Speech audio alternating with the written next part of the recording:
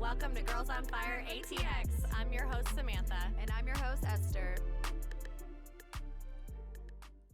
Hi, J-Mo. Hello.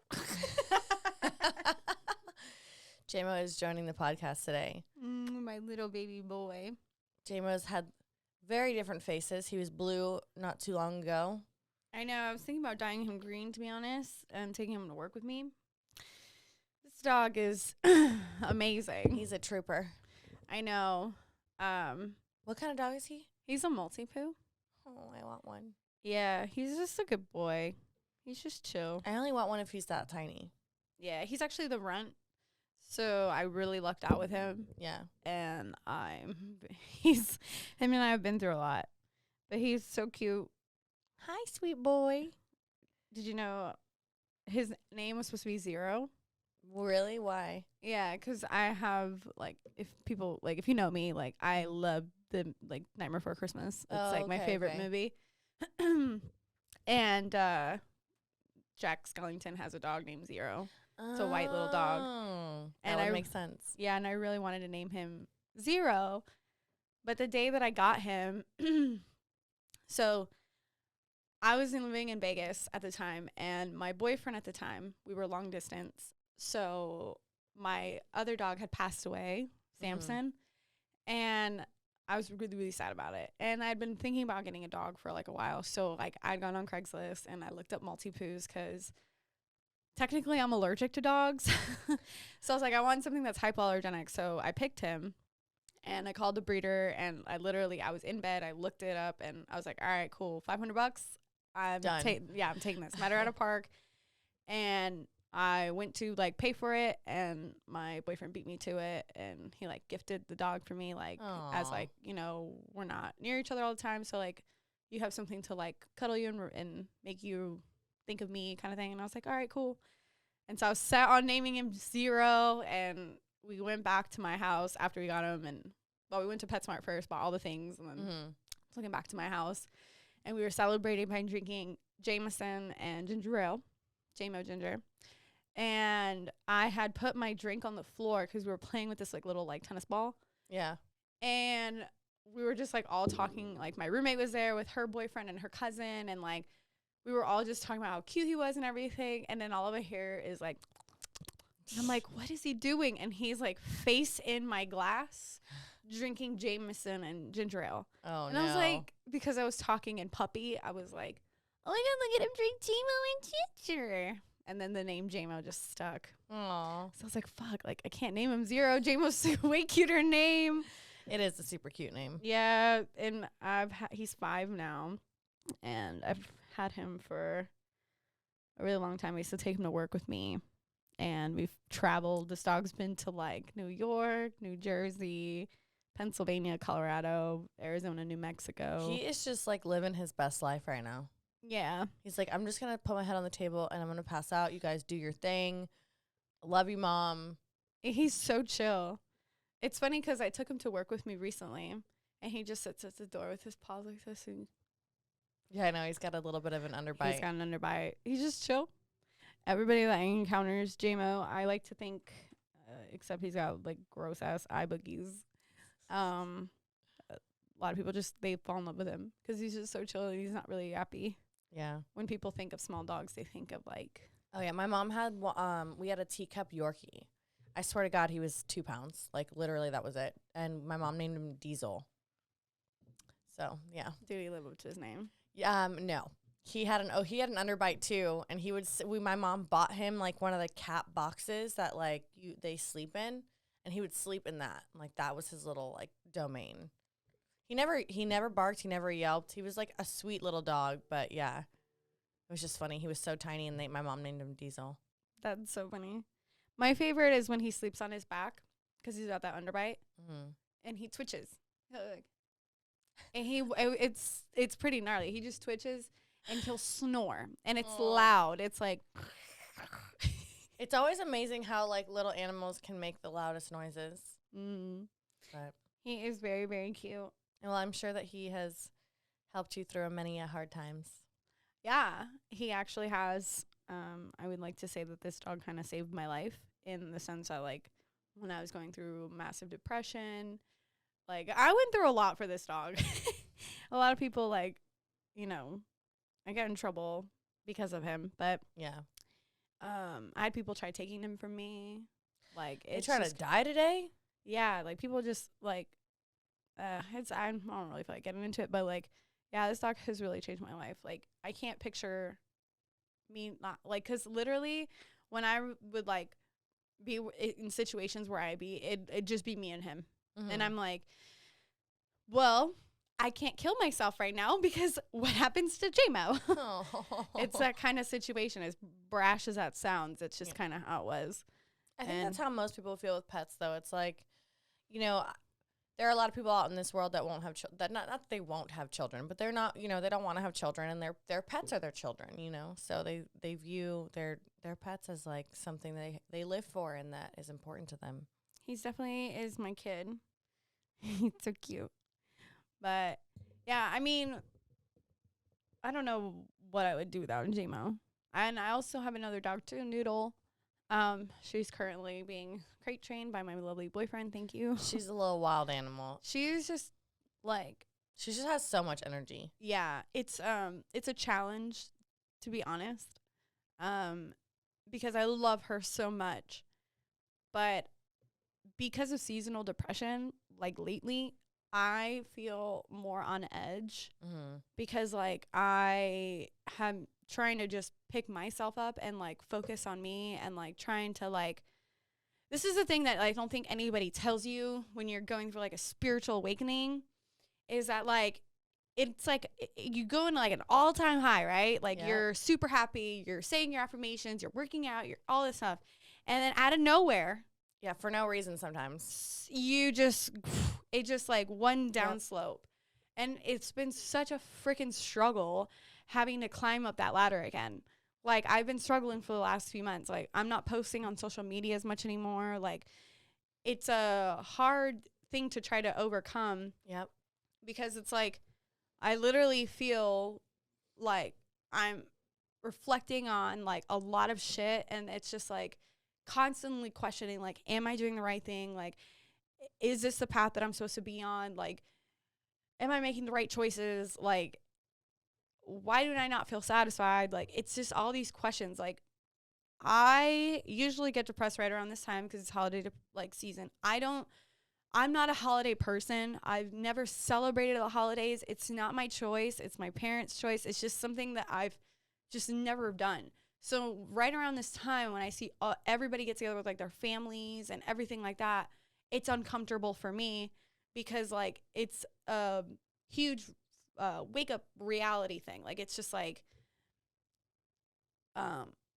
it's just really hard. And especially like dating somebody that's super close with their family, like, and he's got a wonderful family. Like, I think the world of them. It's just really, really hard because it pushes me out of my comfort zone. Yeah, it can be stressful. And then it just reminds me of like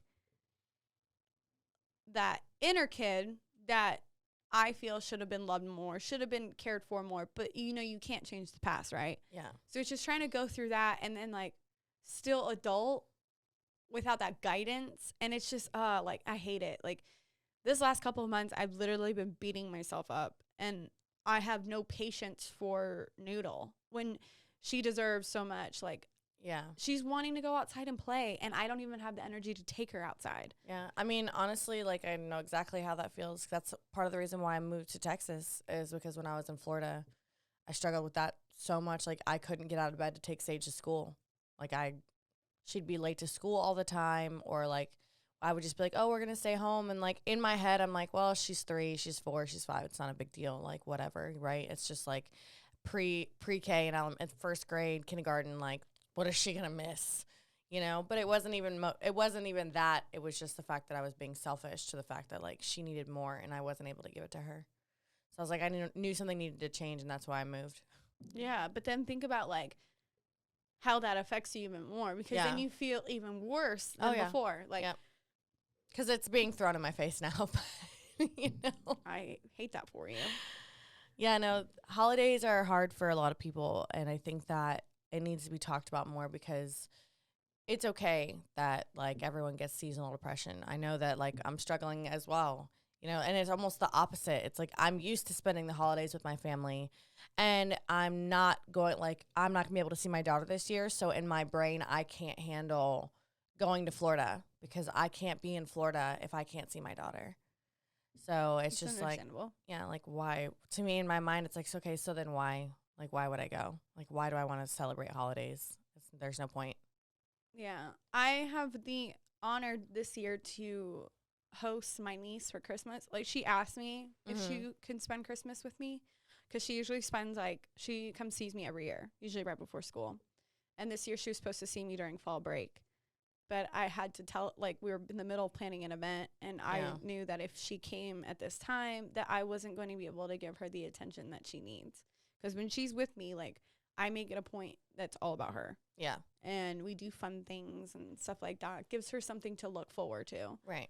And so I told her, I was like, well, I can't have you. And she's so sad. And she's like, I really want to see you. And I'm like, okay, well, how about winter break? You can come before or after Christmas. And she's like, well, can I come before Christmas? And I was like, yeah, like, but you, like, have to make sure it's okay with your mom and dad. And my sister was like, yeah, because, like, my mom, like, she's my mother. Like, but my mom is, like, she's got, okay, so my sister lives with my mom, and my mom is just very, like, my mom does not like Christmas at all. She thinks it's, like, not something we should celebrate. So Christmas tree in the house, no. Like, anything that, like, a kid needs, like, imagination, like, something to believe in, like, Christmas presents, like, you know, that's what kids want. My mom doesn't allow that. So my niece is, like, kind of, like, neglected in that department. And while I'm used to it, my sister's used to it, it's just one of those things that's like, well, if she comes here, obviously we're going to do Christmas. Yeah. But it's so out of my comfort zone because now I'm forced to have to, like, really celebrate it, like, the way that, like, I want to. So there's that selfishness in me that's, like, my inner child is, like, jealous that, like, and it's, no, not the word jealous. Like, I get to do it the way that I wanted it to be done. Right. And it's like, I just don't want her to have to go through that. But it's like, you know, I feel honored that she wants to spend it with me. And, like, so we're going to spend it with Tyler's family and everything like that. Yeah. But it's just like, I think it really sucks that there's this stigma around, because as I'm listening to what you're telling me, like, obviously coming from a family that celebrated it all the time, like, yeah, it's cool to, like, go pick a Christmas tree as a family and, like, put up Christmas lights. And, like, if anyone out there knows me, like, come to my house right now, I have not one Christmas decoration in my house. And it's not because I don't want it. It's just because I don't fucking care. Like, to me, that doesn't make or break whether or not it's Christmas, right? But I get, like, your aspect because it's something that you've never experienced or never had.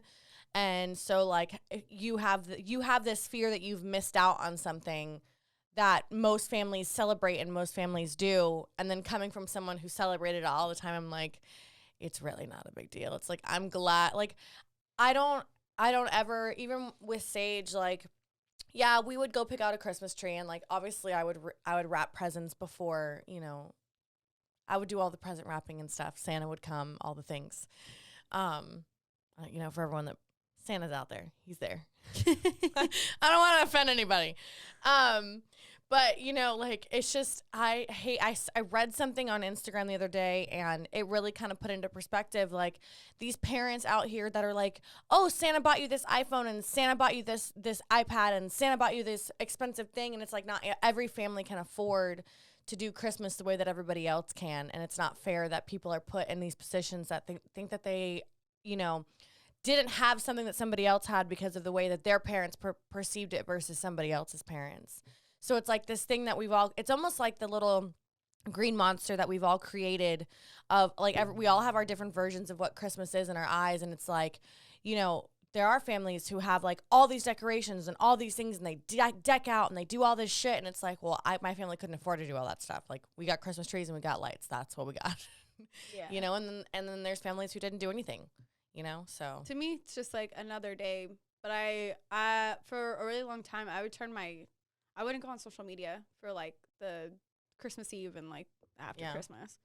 Like, I couldn't do it. But, like, for this year, more so what it's for is I want to give her like the experience of celebrating like with family. Yeah. Like I want to do like obviously pick out a Christmas tree, decorate it together. Yeah. I'm not concerned about the gifts because it's not about like presents. Mm-hmm. It's more about like the meaning behind Christmas. Like Yeah. I just want her to like I want to make Christmas cookies and watch Christmas movies and spend time together. There's and really like, corny ones on Netflix. I've been watching, and it's just like I just want to spend time with her and just remind her that like this can be a really fun day and this can be a really special day. Well, and it should be more about like getting to spend time with the people that you love. Yeah. Because ultimately it sucks that we use holidays as an excuse to like get together with family and celebrate and like show the ones that we love that we appreciate them. Like it really sucks that we don't do that more on a regular basis as a whole society, and that we need excuses like Thanksgiving and Christmas and Valentine's Day and 4th of July and all the other fucking holidays that everyone's like, okay, it's time to get together as a family and party. No. For me, it just like I love Christmas lights. Like Have you done trailer lights yet? no. Okay, so Well, when does I she did- get here? So she gets here on Monday. Okay. So I'm really excited, and then we're just gonna hang out, kind of just chill. And I think Tyler's taking us on Tuesday. Okay. And then I just want her to have a really good time. Like Yeah. I'm sure she will. I think. my niece is just so sweet and so awesome. She actually got Student of the Week. Oh. She got like it's called. They have like Eagle Pride. She goes to this elementary school. Mascot's the eagle, so they give her Eagle Pride. So she's been nominated now more than once, and not me crying about my niece. No, Like it's I'm a just proud really, moment. yeah, I'm just really proud of her because she's just such a good kid. Like Yeah. she's just like a little shy. Like I feel bad for like the situation that she's in. Like, and I know so is my sister. It's just like I hate that like she's kind of having to like go through like what my sister and I went through because my mom is just not a very warm person. Yeah. And I know that when she's home, she just wants to hang out. She just wants like attention, and not in a bad way, but just like, hey, like I'm doing super good in school. Like, Well, I did the same thing. You're breaking generational curses by giving your niece what her grandmother is not able to give her. Yeah, I know my mom does the best that she could because, you know, you kind of have to understand your parents. Yeah. And, like, I know my mom is, like, one of 11. And, like, I learned a lot about my mom recently. Like, my mom she went to, she was first in her, like, out of the siblings to go to college. She was in an all-girls school. You know, she graduated top of her class. She was a cross-country star. She almost went to the Olympics, but I guess she couldn't because her parents wouldn't let her. She was 25, and, like, my mom was very athletic, very to herself. She didn't have her first boyfriend till after. Like, my mom's very shy to herself. Yeah. And then Well, it's a product of how she was raised, you know? yeah. And, like, while I can see, like, how my aunts and uncles are, I don't know all of them, but, like, how they grew up and where they grew up, like, I can very much sympathize for my mom and wanting to save every dollar, like, not put forth and, like, effort into doing other things. Like, I get it now as an adult. I just wish as a kid it was just a little bit different. Like, I think imagination and believing and, like, validation and, like, you know. It sucks because it's like there's so much information out there today for parents, right? And I may not agree with all of it, and that's okay because, you know, I believe in a little bit of tough love, but I also believe in, like, you know, like having a relationship with your child other than like go to your room, go to bed, do this, do that, you know. And it's great that they have all this information and all this therapeutic things out there for like parents to help understand their children. And in the society that we live in, where children have access to internet and phones and things that we never grew up with, right? Things that like when we wanted to play with our friends, we went outside. We weren't able to sit in front of a computer with headphones on and like chat with people in China while we played Call of Duty or whatever these fucking games are these kids are playing. You know, or like scrolling through social media and like being able to just sit and waste hours. I watched The Social Dilemma the other night. I low-key want to delete everything in my phone. Oh, girl. I've been feeling like that for like Facebook. But yeah, I mean, we live in this world where like, it's almost like the way that our parents raised us, you know, was all fucking wrong. You know, if you were to really pay attention to the things that are out there now and about how like, you know, feelings are validated and this and that, it's almost like we're walking on fucking eggshells of like what we're allowed to do and what we're not allowed to do and what's right and what's wrong. And it's like at the end of the day, you know, when I started raising Sage, like, yeah, I can recognize now as I'm getting older, as, you know, as I've learned things about my parents that, yeah, there are things that like I 100% did to say, not to Sage, but like the way I raised her, the way that I thought I was supposed to parent based on how I was parented.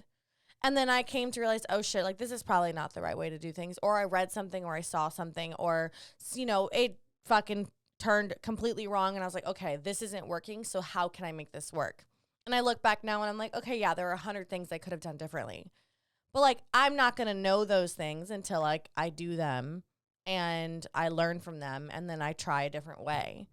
So it's like, it sucks because like our parents, especially like the older generation, like, you know, it was like one of those things where like you beat the shit out of your kids and it wasn't a big deal. Like everyone just turned their head because that was your family and that was your, you know, how you raised your children. That was all up to you. Like no one ever had input on anyone else's life or family because like no one wanted to be involved. Everything was like, but you know, behind this door is what happens and no one says anything. Yeah. I feel, it's almost like I feel guilty sometimes because like my like siblings, like they never got the father version that I got. Mm-hmm. And like that makes me sad because like they totally deserve that. No kid deserves not to have like that parent, you know? Mm-hmm. And like it's just crazy to me because I'm watching my dad get older. He has dementia. And like my dad's like almost 90. Like it's very hard to watch because it's like I can see how each one of my siblings is grieving through the process of like my dad potentially like not being around for much longer. Yeah. And it's just crazy because it's like right around the holidays, like, and this is something that I had to explain to my sister. I was like, we've never celebrated because she was super like, because my older sister, she's been taking really good care of him and like she's become like the caregiver. And she was very pressed about like, for instance, Thanksgiving. She's like, I just need to know who's going to take him, blah, blah, blah. Crickets.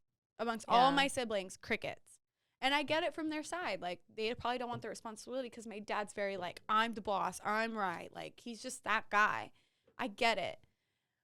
But it is like, and I had to tell her, I was like, look, like when I was there, like, you know, people think of if they don't know or they haven't been around it, they always have a perspective. Yeah. And I had to tell her, like, hey, like, don't stress about it because honestly, it's just another day. Yeah. And I know this because I lived with him. And we would go wherever we were invited. Holidays are not that big of a deal because he never made them a big deal. Yeah. The only reason why we'd ever have a Christmas tree is because I would beg him. I'd be like, I want like to feel like it's a holiday. And he would do that in the bid to like, especially living in a state where it doesn't snow. I know, right? But it was crazy because she was very like fixed on it. Luckily, my sister Cindy went ahead and took him out to lunch for Thanksgiving. So he wasn't alone.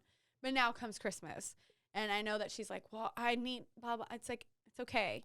If my dad really wasn't, like, think about it this way. If your dad wasn't really present in your life when you were really younger and just kind of brushed you off to the side, but now that you're older and, you know, you have your own family and everything like that, the sense of responsibility is like, now we need to take care of him. I mean, are you going to feel inclined to do so? Yeah, I mean, shit, that's what happened with my mom. And, like, even though my mom was present, it's still, you know, it sucks because, again, like, this is a really hard conversation to have, to put out publicly because there's going to be people that don't agree with me and may think I'm heartless. But, like, my mom had her stroke. You know, I'm 32 years old. It happened in 2017. October 2017 is when my mom had her stroke. So it's been, 4 years now? 4 years. And I was barely 30, and my sister had just gotten married. My brother was in Hawaii for the military, and I was the only, and my sister was married. They were trying to have a baby. I was the only single person. Mind you, I had Sage, so like, you know, it's fine, but that was around the time that I was thinking about moving, and everyone shunned me for moving to Texas. How could you move to Texas when your mother just had a stroke? It's your responsibility to take care of her. No, it's not. It's not my responsibility. Just because she's my mother doesn't mean I'm not even an adult. Like I have nothing. What the fuck you're basically telling me that I should give up my entire fucking life? I have a child, so I should give up everything. I should never work again because I should take care of my mother. No, do not agree. I don't blame you. So it's like, I think it's a personal preference, and it sucks because it's like people are like, well, that's your mother and that's your family. You're right. And I will do whatever I can to help her, but it is not my responsibility to take care of her. Right. I'm barely able to take care of myself. And unfortunately, my mother had a situation happen to her that like usually wouldn't happen to families until they're like, you know, when the parents are in their 80s or 90s, and then like you're should be established in your 40s, 50s, whatever. But like, yeah, like I don't even now, like I don't have the financial means to take care of and by means it's the same with like your dad, you know, like they need full-time care. They need nurses, they need doctors, they need to be in a situation where like if there was an emergency, there's someone who is qualified to take care of them. Yeah, that's my dad's in a home right now, but even my sister goes above and beyond to take care of her, and God bless her heart. Yeah. But I also felt the same way because I felt like everybody was looking at me into taking care of him, and I'm like, I'm 21 in Las Vegas, like going through mental health. Like I can barely take care of myself. Do you really think that I'm the most qualified person? No. But they looked at me because it was like, well, Dad favored her, so she needs to take care of him. And I'm like, but I didn't ask for that. Yeah. I didn't ask for that. Yeah. And I'm not going to. Yep. Like I like my whole life I've been very upset. I've been very sad for things that I just didn't understand. Yeah. And I wasn't about to stop. Like not once did a single one of them ever called me on my birthday or hang out with me or ask me how I was doing or anything. No, it was just put on me to have this role that I'd never wanted. I tried really hard to be like, why can't you be a better parent to your kid? It's not my job to tell somebody how to parent. No. I love my dad, but I don't agree with how he like handled a lot of the situations. And even just saying that, I feel guilty because like people only know versions of you, right? Mm-hmm. My siblings don't know me at all. They only know a version of me that they planted in their own heads. Yeah, that they created. To make the situation better for themselves. I don't know. And at this point, like, I'm so tired of holding on to that burden. Yeah. I do what I can, and I try my hardest to be a good friend, a good, like, daughter, like, everything. But at the end of the day, I'm not, like, responsible for the choices that two people made that they probably shouldn't have. Yeah. I hate to say it, but I don't think that two people were prepared to have a kid. I mean, the amount of people that are not prepared to have children. Yeah. I mean, I wasn't prepared to have a child. I have to deal with the consequences of that. Yeah. And I have to make the best of it. And I can't sit here and, like, beat myself up for not taking on that role. No, absolutely not. I'm only 28. And, my sister's done a really good job taking on that role. I'm, like, trying to tell her, like, you don't focus on the holidays. I promise you he's going to be fine because we just never celebrated it. Well, and that circles back to like people having so much emphasis on the fact that because it's Christmas, like, or because it's Thanksgiving, like we have to do these things. No, we don't. It's just another day. Yeah. I think for me, it's just like I could care less for me.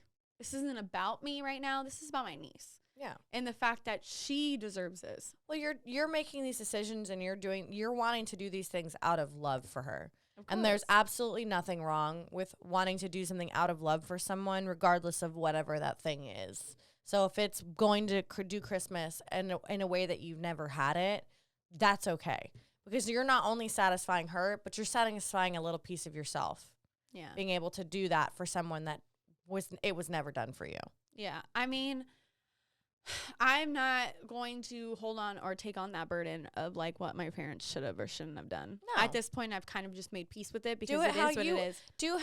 Do Christmas how you view Christmas. Yeah. How you would like, however you like it done. Yeah. I think that the only thing that it's just such a struggle is just the seasonal depression because I've had to not only try to pick up myself back up and like try to stay positive and trying to like hold my head up high, but I've had to cut off a lot of people. Like I unfriended quite a bit of people on social media because I couldn't just do it. It's like, I know that you're talking shit about me behind my back. Mm-hmm. So why am I going to follow you or see your shit and then let it bother me for the rest of the day? Yeah. It's friendships that I didn't think were ever going to come to an end.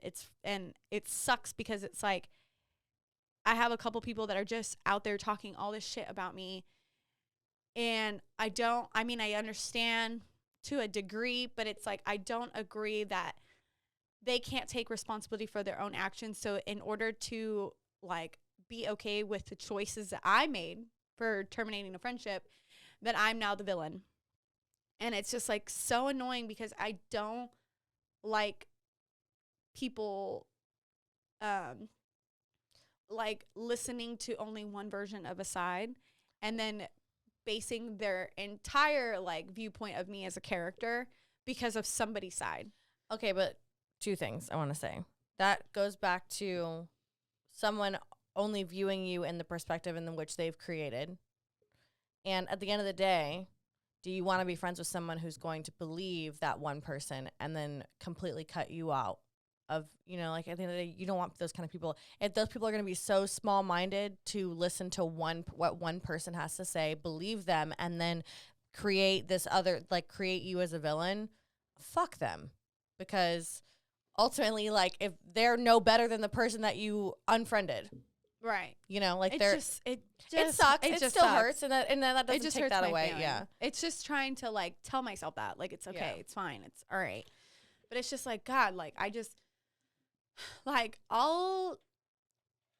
like as a person, all I want to do is like be kind to people. Yeah. Obviously, there's some people I'm not kind to, and I'll be the first to admit that. But for reasons that I personally think, like I'm just a very like I just don't, you know, I feel like I go way above and beyond to try to make people feel special, make them feel safe, make them feel like very much validated in who they are and to completely be themselves. Like, I just think that that's so important. I just like to spread that kind of kindness because I like when it's returned to me. But it just sucks when it's just like people that like for instance, like terminating a 7-year friendship that I never thought was going to come to an end. And that person literally trying to tarnish my name because that person couldn't take responsibility for their own actions in something that I've completely have not done. It is the biggest betrayal that I think I've ever heard. And it sucks because it's like, I can't believe that you cannot take responsibility for your own fucking actions when all I asked for you was to stop drinking. Yeah. To be friends with me. And you couldn't do that. So you decided that I'm a bitch and that, oh, I can't believe everything that I've done for this person. Blah, blah, blah, blah. Fuck her. And she's just a piece of shit. She just does this and blah, blah, blah. It is like, damn, bitch. Yeah. Fuck you. Like, wow. After 7 years, that's what you view of me? Why haven't I not ended this sooner? Yeah. Because I don't need that hurt in my life. But it just sucks because it's like, that doesn't help with like the seasonal depression that I'm dealing with, because like it's just sucks. Like I know it's a new year. The universe is testing you right now. I'm kind of tired. I'm fucking over it. I'm tired. Like I had a big old meltdown outside of work not too long ago, and Tyler had to see it. Like I keep a lot more in than people will know. Like, and it sucks. And like I was. For instance, like I was struggling with being patient with Noodle. That was eating me alive because I just couldn't figure out how to not like yell at her even though she's not doing anything. Yeah. Because of my own personal frustrations. You know, I'm stressed about finances because, you know, something came up and it was something that I couldn't afford. and, you know, trying to stay motivated and creative to continue to do this podcast, that's a struggle. Yeah. While like literally sleeping in bed all day and that's all I want to do. And like I feel that. grieving over lost friendships. Yep. And like just too much change just happening all at once that it was just really hard to try to stay positive. Like it was just too much. Like, and I've been building it all in, and it's just like, you know, I'm just not wanting to talk to anybody. I'm not wanting to go out. I'm not wanting to like, it was like very exhausting to have to like go to work and be like, hello, when everything just kind of was just running really numb. Yeah. And I'm just like, fuck. And it's just like, man, I broke down. I broke down and I didn't want to, but I really broke down. And I'm just like, I don't like being in a situation where like, especially at work, like in a place that there's so many people, there's so many drunk people. And even if they catch just a little bit of sadness in you, they press you.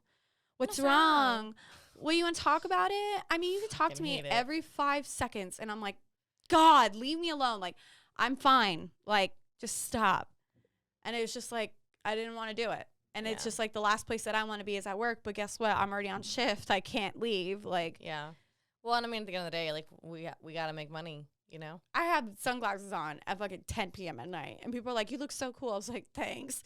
Like, I'm just hiding the bags under my eyes from crying. Redness all day long. Like, I'm just like, I just don't, like, while people have good intentions behind it, I know a lot of people were asking just to be nosy. And I'm just like, I just don't feel like it's none of your fucking business. It's like, just, I'm fine. Mama period. Me alone. It's funny how many people want to know what's wrong with you when they actually have, like, when they have no intention of, like, trying to help. No, they just want to know. They just want to know. And that's really frustrating. I mean, unfortunately, though, that it's society, wow. It is the society that has been created because everyone's so quick to post everything about their life on social media. So we are constantly in everybody else's business. So the moment that you don't tell me what's wrong, well, how dare you not tell me what's wrong with you? Yeah, I thought about honestly, I thought about posting it on social media because like a couple people like you seem like a little out of it, and I'm like, as much as I want to, being that vulnerable on a platform, it's very. I had this conversation with who the fuck was I? I think I was having it with Kristen and Savannah. We had like a little dinner night a couple weeks ago, and I was scrolling through social media, and this girl was like telling some story, and she was bawling on social media, and I was like. I looked at them and I was like, I have a question for you. I was like, if you're in the middle of a mental breakdown, like you're fucking, whenever this was that Tyler had to see you like lose it. In my mind, there is no part of me that's like, let me get my phone out and film myself having a mental fucking breakdown. That seems so fake to me. And it sucks because like, I'm not here to tell make this girl, I mean, she doesn't know who I am. But, like, I'm not trying to, like, throw shade at this girl, like, fuck her, her feelings are fake, she's being fake, but I'm just like, that's the last thing on my mind is trying to share my emotions with the fucking world. Like, it's all I can do to share my emotions with my close friends. Yeah, I mean, there's, like, a way to do it, or a go about it. Like, when I was breaking down, the last thing I wanted to be was on my phone, let alone be in public, and let alone let anybody see me. Yeah. I have posted some stuff that has been very vulnerable, but it genuinely is just, like, to be, like, informative. Like, I posted something about, like, mental health, like, on my birthday, and I posted it for the mere fact that it was just kind of, like, not everything that you see on social media is what it is. Like, I probably had best birthday ever, but, like, I was struggling with depression. And maybe that's something that people, and like I got a lot of like feedback on that. And there's just a right way to do it, and there's like a different way. I can see from your point of view like why you would feel the way that you feel for saying that. But when I was going through my breakdown, I literally was outside of Javelina, and I didn't want to cry. I ran away from Tyler. I didn't want to cry.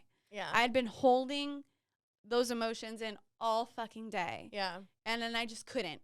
And the last thing that I wanted to do was let anybody see me like that because I still had to be around like people. Yeah. Like I still had to go and be public. Like that's the last thing that I want to do, or be on my phone. Yeah. So there is like a sense of ingenuity when somebody does pick up their phone and they're crying. I've seen like a lot of videos like on TikTok of people being emotional, but you can tell when someone's being genuine and when someone's being not genuine. It's like almost like a different thing. It's like, okay, if you're telling a story and like you start to cry in the midst of that story because it's emotional for you, like 100% I get it. It was just like, it just felt very ingenuine. That's not a word? I don't think it's a word. Just didn't feel sincere. It just didn't feel sincere at all. And in my mind, I'm just like, I've gone through some shit, and I go through, like, I am the queen of nobody knowing what the fuck's going on in my life because I don't like to put that burden on somebody else. I would rather suffer alone, cry alone, and deal with my problems alone. And that's a product of the fact that I never saw my parents fight. I never saw my parents upset. So, like, the way I was just raised was like, if there's a fucking problem, you keep that shit to yourself. It's like, just your norm, right? Yeah, that's just my normal. So it's like when I saw that, I was just like kind of grossed out. I'm like, ew, like you're doing this for views. You're doing this for attention. Like, why would you do something like that? Right. Yeah. I mean, I know a lot of my depression is stemming from the mere fact that like I had to like lose a tooth. Yeah. And while it's just a tooth, I've pride on my teeth a lot. That's something that I very much pride. Like I floss and brush my teeth twice a day.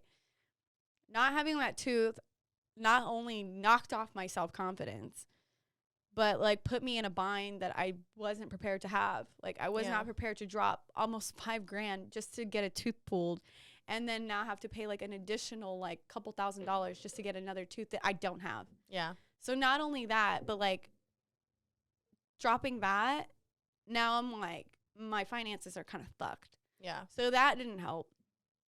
And it's just like, I don't even like to smile that much. Like it really did suck a lot of I 100%. I would literally probably want to kill myself if my teeth aren't perfect. They're not the whitest. They're not the straightest, but like that, I can't afford. Like, dental work is expensive. And if I had to lose I don't care if it was the fucking molar in the back of my mouth. If I had to lose a tooth and then wasn't able to replace it, I'd fucking lose my shit. It is very, like... You might see me on the side of the road trying to get money from people. Like, I've been, like, really, like, struggling, like, with that. Like, my depression kind of hit after that thing. And I didn't even know that, just a mere simple fact that I lost a tooth. And then coming on seasonal depression, like, I've been really going through it. Yeah. Like, I even told Tyler, I was like, I don't want to do anything for my birthday. I just want a tooth. I just want my tooth fixed. And that's it. Like, and, like, I'm going to Mexico for that. Like, I can't afford the prices that the U.S. has on this. Yeah. But it's just, like, that killed it for me because it was just like that happened, then just things just started going down, and then trying to stay positive and trying to stay afloat, trying to still take care of my body was very hard. It was very hard. It was just very, very hard. So like I don't know, like I just kind of stopped like being super present on social media, and if anybody's wondering, that's why. I mean, there's nothing wrong with that whatsoever. I mean, honestly, like I'm sure I used to be super present on social media, and then I had to take a step back because social media was becoming like a demon for me. So like I had to, because I would fantasize about like other people's lives and these girls' bodies that I wanted, that I like.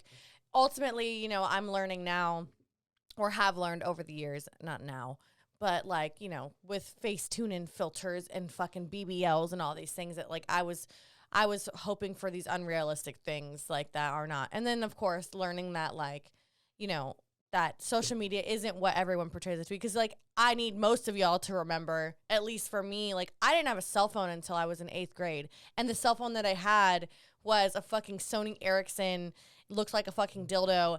I had Snake on it. Like there was no social media. It wasn't until I was 23 years old that Instagram became what it was. So like I was 23. So what is that? 7, 8, 9 years ago? Like that wasn't that long ago that Instagram, like, you know, like MySpace was the biggest thing. Like Facebook, you had to be actually in college with an EDU email in order to join. So like all of these platforms that exist now, like they didn't exist in like the world that they are in now until like not even 10 years ago.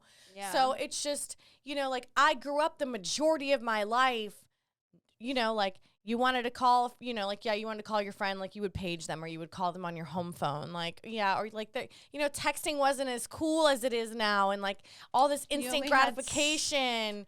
You know, like we used to pass notes in class, not text each other in class. Like, well, the way that I used to get instant gratification was when I would have MySpace, would be try to get as many friends as possible. But then, like, when I would log in, I'd have the new messages, new photo comments, new photo likes, new bulletin comments, like new bulletin posts. Like, if I saw all 5 or I don't know how many there was, I would like be like, yeah, that's where I got like. Yeah, that kind of that's where it starts. That's where it started, and then Facebook bought MySpace, and does MySpace even actually exist at all anymore? No, not really. They don't update it at all. But it's still there. Yeah, it's still there. But yeah, like even when you like, just like my teeth, I can't stop looking at people's smiles. Yeah, and I'm like, I mean, that's what people that want, like, you know, like, I have girlfriends that like Savannah's nose, perfect example. Like everyone loves Savannah's nose, and she's like, I just never notice other people's nose. I said, because you like your nose, like you don't have an issue with your nose. I hate my nose. I was like, see, and I love your nose. Like you and Savannah have very similar noses. They're very like pointy and cute, and like they just fit your what? Yeah, just listen. But those like you don't notice things on other people unless you're insecure about that thing on you. Yeah. Very much so, because I always look at my nose and I look at my teeth. I spent thousands of dollars on my teeth just to get them straightened. Yeah. And who knew that was going to fuck me in the asshole in the long run? And it just sucks. And now I'm like, I would probably need like $50,000 to fix my teeth. Like I could go to Mexico. Well, that's true. You know how much a tooth costs? In Mexico to get a dental implant, it's $900, which is still a lot of money. But do you know how much it is in the U.S.? Oh, it's like $25. Yep. Yeah. Do you think I got that in my pocket?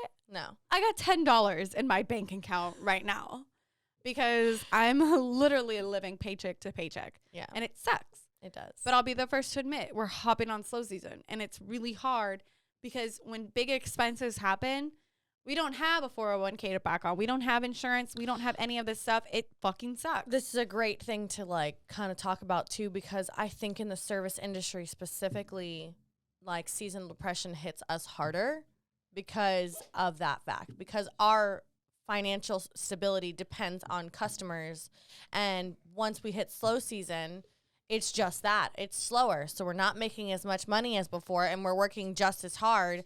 And when you go from making, you know, I'm just throwing a random number out here. I'm not saying that I make this, but you know, you make $3,000 or $4,000 a month, and then you go down to making $2,000 a month, but your life is accustomed to the $3,000 to $4,000 a month. Like that fucks you up. Yep. You know, and so then you're like freaking out, like, how am I going to pay this bill? Because I usually make $500 on a Friday, and now I only made $150, and you're like, the fuck? And most people are super prideful that they hate asking people for help. Oh yeah, no, I'll never ask anybody for help.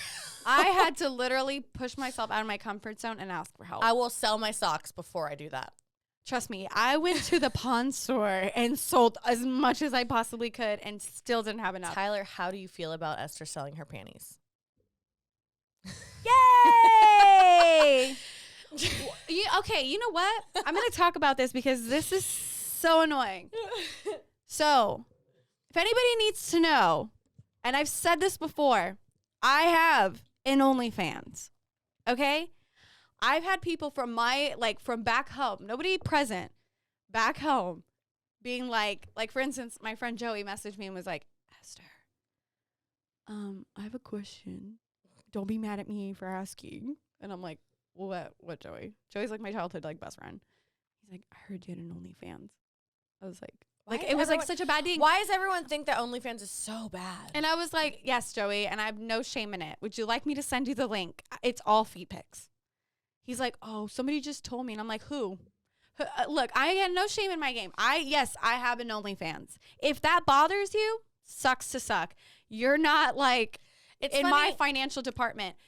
I have OnlyFans. I created a Twitter. I created a different username. I created everything. Shit, I will fucking post the link down here. Yeah. If y'all want to go take a fucking peek. She's got cute feet. I posted old pictures that I took in Las Vegas that were a little risque. And then they're pictures of my feet. There's no nudity on there. You're not going to see my crotch and you're not going to see my tits. And that's the thing is like. You'll see implied nudity. Even if you did, that is your prerogative. Like, that is completely your decision. And, like, the fact that people are out there, like, shaming other people for being confident and having the confidence to post those things about it's I made $8. Like, I don't like I'm active on it. I mean, I don't care if you were born in 2001 fucking or 1954. Guess what? Playboy magazines were a thing. So what's the difference? That it's online? The fuck does it matter? It's look, you bought the Playboy magazine. Why would you, and the subscription, so why would you not subscribe to a pretty girl that you like? I just don't, or a guy, or whatever, you know, all the things, whatever is out there. I don't know. But if you have, like, don't get me wrong. If I had the confidence to have an OnlyFans, I fucking would. I just do not have the confidence to have an OnlyFans. Honestly, it's a lot of work. And I only probably had it for like a month. It's inactive. Yeah. Because I only tried it for a month to see what I get. I got like $8 out of it. And I just posted old pictures that I took when I was in my 20s. Yeah. Like my early 20s. And I got no shame in it. I can give you the login. I can give Tyler the login and password and have him go on there. And I promise you, he'll be like, okay. He's not going to find anything. Nobody's going to find anything. The amount of couples I know that have an OnlyFans together. Yes, I have friends that have been interested in doing that. But I just think it's so funny that I've been getting slut shamed for it. And I know a girl, I would love to say her name, but it is actually like the exes of one of my friends. She and we were cool in the beginning. And then she like all of a sudden didn't like me. And all of a sudden she's like going all over like social media, slut shaming me because I have an OnlyFans. I'm about to DM her and be like, hey, here's the link to my OnlyFans since you like to talk about it so much. Yeah, you should probably subscribe. You're advertising for me. I'll give you a cut for every I get your shit. No, but I mean, it's just a joke. But it's just like, I don't get it. Like, it's just a lot of my friends. It's sad because she clearly like, I mean, she's insecure. Well, I'm saying, who's to say that she wasn't raised in some like Christian household where, like, no offense to religion whatsoever, but like, you know, there are some religions out there that are like, you can't do this, you can't show this, you can't, and you know, and it's like, if that's how she was raised, like, that's super taboo to her. Look, I'm a free spirit. I'm a hippie. I like what I like. I've always been this way. Yeah. She's in the army. She's like got 2 German shepherds. She's a little bit more conservative. Cool. Good for her. I wish her nothing bad. I've never bad-illed her. She's the one that like all of a sudden didn't like me. Now, from what I've seen, because I creeped on her social media, because I honestly had no idea that she was even, like, put too much of this effort into talking about me. I was like, oh, what? Okay. Looked at her up, and I was like, oh. She's the complete polar opposite of me. And all I could see on her social media is insecure. Yeah. I'm sorry. That's it. Like, that calls me a bitch. I don't care. But she's out there slut-shaming me, so fuck you. I don't care.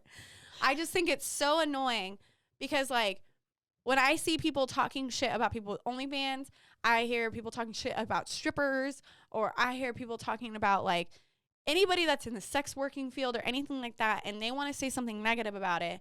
I'm like, I bet you don't have the balls to do that. You know what's funny is, actually, Sav and I were talking about this last night because we were looking at I was looking at someone's TikTok, or like their TikTok came across my feed, and it was that girl, one of the girls from Concrete Cowboy, and like it was in her like uniform, you know, and it, like their shorts, they wear like these Spanx that are like literally it covers like, so like here's their vagina and it like covers up and then it goes out of their hips, so it's like you literally like comes straight up and over. So most underwear comes like this, it literally goes like this.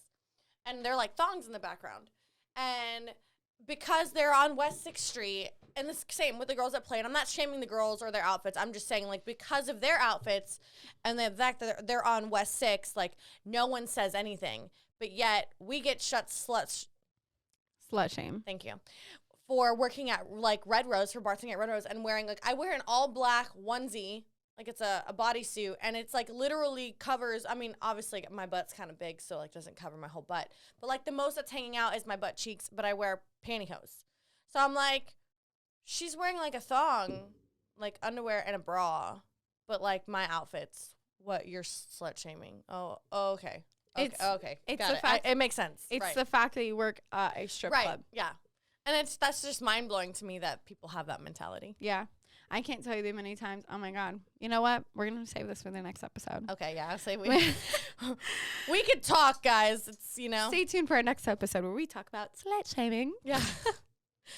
Anyways, though, we will wrap this up actually, because yeah, this is a whole just separate conversation. No, but I just want to say that if you are going Mental through health. seasonal depression, 1, you're not alone, and 2, I wish you nothing but happy holidays.